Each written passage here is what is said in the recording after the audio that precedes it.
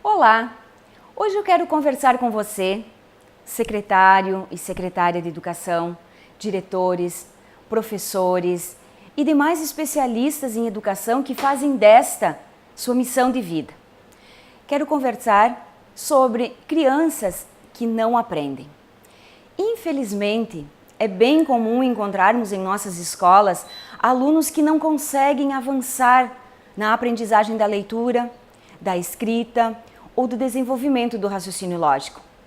Pode-se dizer que são vários também os fatores que interferem no desenvolvimento natural das crianças, como condições sociais das famílias e econômicas, dificuldades orgânicas, pedagógicas, são as mais comuns.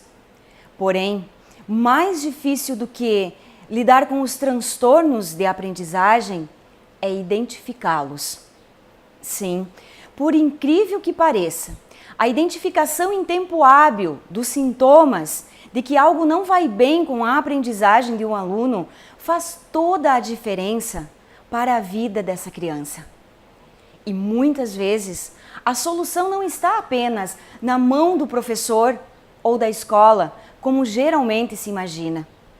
E nessa história toda, o aluno acaba passando por mal educado, por preguiçoso e a professora por irresponsável, incompetente e sobra também para a escola.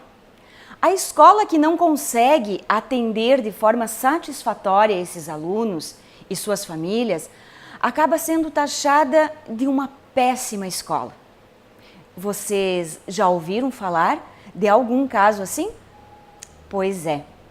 A triste notícia é que continuarão existindo alunos com dislexia, desortografia, disgrafia, descalculia, hiperatividade, sem identificação em nossas escolas.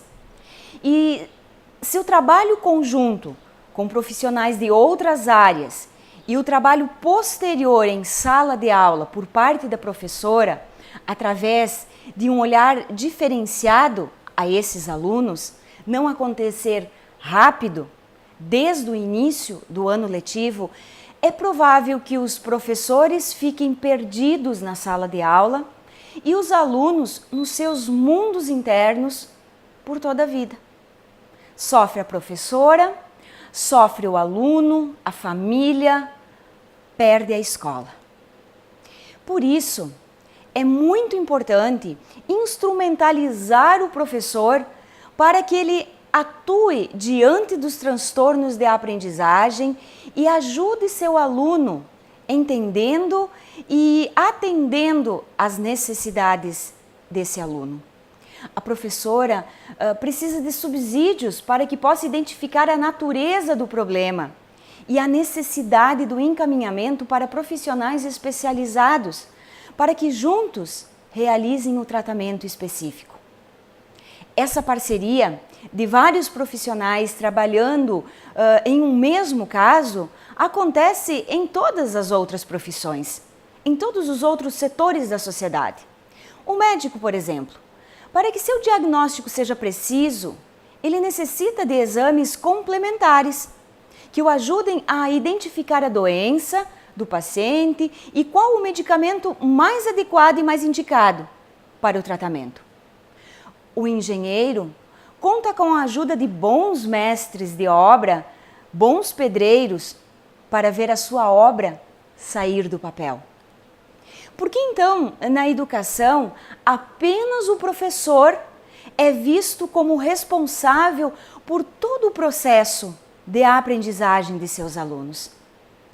Em condições normais e naturais, assim será. O professor dará conta de todo o processo.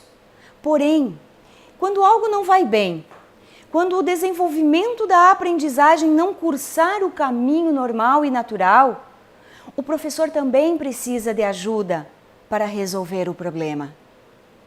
E essa ajuda pode vir de psicólogos, fonoaudiólogos, neurologistas, psicopedagogos. Porém, atenção, não estou aqui tentando livrar o professor de sua responsabilidade de ensinar. Muito pelo contrário. A partir de um diagnóstico preciso acerca do transtorno que o aluno apresenta, o professor poderá fazer a sua parte em sala de aula, no sentido de favorecer a superação das dificuldades, através de atividades direcionadas e diferenciadas. Caso contrário, como ele vai fazer a sua parte se ele não sabe qual é a sua parte?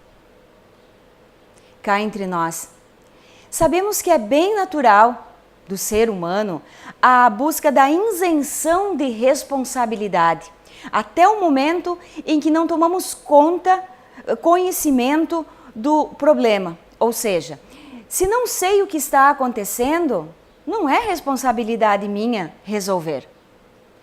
E nesse contexto, a busca por culpados, ela se torna cada vez mais barulhenta. A culpa é dos pais que não educam.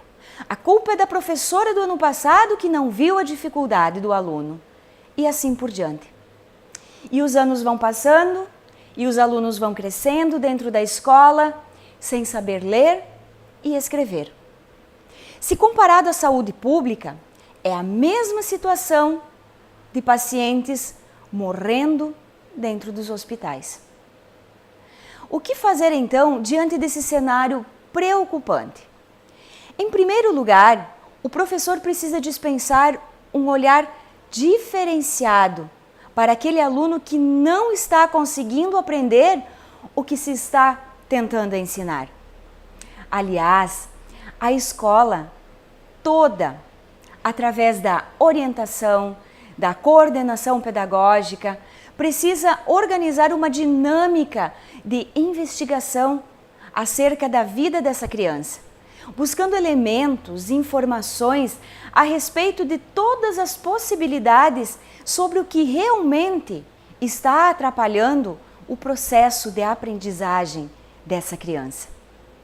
E qual o encaminhamento apropriado nessa situação? E assim, aliviar o sofrimento e a angústia de todos os envolvidos: a escola, a professora, a família e principalmente o aluno. Então, quando falo da necessidade do olhar diferenciado para aluno que apresenta sintomas de transtornos de aprendizagem, me refiro a ter clareza em relação às possíveis causas dos transtornos, suas características e expressões no dia a dia de sala de aula e fora da sala de aula também. Além disso, conhecer a natureza da intervenção e dos possíveis encaminhamentos que podem e que precisam ser dados ao problema é muito importante. Sem percorrer esse caminho, acabamos agindo com base no achismo. Eu acho que tal aluno é hiperativo. Eu acho que tal aluno é disléxico. Eu já atendi alunos em que a professora achava que ele era esquizofrênico, porque, segundo as vizinhas da mãe da criança, achavam que o pai da criança era esquizofrênico. Na verdade, não se tem noção do quanto prejudicial um parecer infundado sobre um aluno pode ser. O nível de preconceito que se pode disseminar em relação a uma criança com diagnósticos infundados é muito grande. Resumindo, o olhar diferenciado deve sempre buscar identificar a origem das causas que interferem no processo de aprendizagem, trabalhando com as possibilidades reais, incentivando o aluno e extraindo de cada criança aquilo que ele tem de melhor para oferecer. Trabalho esse que também deve ser feito com a família, para que esta também seja colocada a par das dificuldades e faça sua parte para que o filho supere as mesmas, providenciando assistência de outros profissionais quando necessário. Para finalizar, é muito importante também distinguirmos entre dificuldade de aprendizagem, transtorno de aprendizagem e problema de aprendizagem. São termos distintos que diferem de acordo com a origem das causas que interferem no processo de ensino-aprendizagem. Segundo a Organização Mundial da Saúde, utiliza-se o termo transtorno de aprendizagem quando algo não vai bem no organismo do sujeito. Apesar de nada constar em exames neurológicos, por exemplo, nenhuma lesão neurológica, nenhuma síndrome comprovada, seu organismo, o seu cérebro, não funciona adequadamente para a realização de determinada atividade, seja na aprendizagem da leitura, da escrita ou do raciocínio lógico. Porém, quando se fala em transtorno, logo vem à mente a ideia de que a situação é passageira e há a possibilidade real de melhora ou superação e tratamento ou a adaptação da situação favorável. Já o termo dificuldade de aprendizagem, ele refere-se mais ao mundo interno do sujeito, mais especificamente ao que se refere à personalidade, ao temperamento, aos conflitos emocionais, aos traumas. Problema de aprendizagem refere-se a questões pedagógicas, decorrentes do método de ensino, atuação do professor, atividades escolares pouco atrativas ou sem sentido. Em psicopedagogia, chamamos também de os problemas de aprendizagem, chamamos também de problemas de ensinagem. Enfim, toda criança pode aprender e tem direito de aprender. Para isso, é preciso, de forma que indispensável, é preciso e indispensável o olhar diferenciado para que sejam criadas situações favoráveis à aprendizagem, maximizadas todas as potencialidades dos alunos e respeitadas as suas limitações.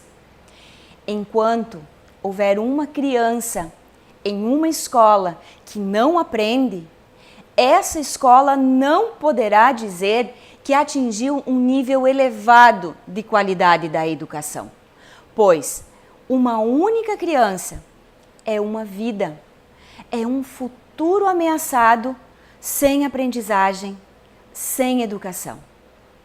Eu sou Silvana Sassi, professora, psicopedagoga e palestrante.